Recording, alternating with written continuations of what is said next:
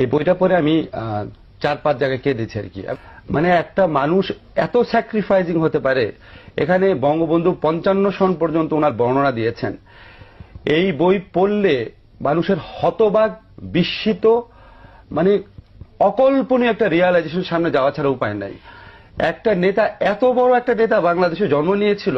আমার প্রথম কষ্ট এই বইটা পড়ে যে এত বড় একটা নেতা বাংলাদেশে জন্ম নিয়েছিল, আমরা কোনোদিনও রিয়ালাইজ করতে পারলাম না। আমি মনে করি কি যে এই বইটা আমাদের কয়েকটা কারণে পড়া উচিত, শুধু ইতিহাসকে জানার জন্য না।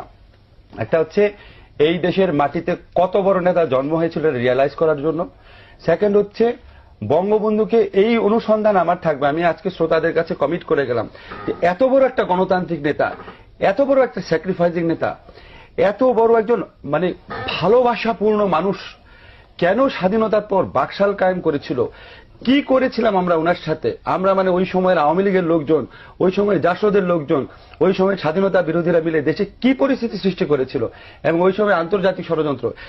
এত বড় একটা গণতান্ত্রিক নেতাকে উনি গণতন্ত্রের জন্য এক নাগারে 26 মাস জেলে ছিলেন। উনার শিশুপুত্র শেখ কামালের বয়স ছিল কয়েকদিন, শেখ হাসিনার বয়স ছিল কয়েক বছর।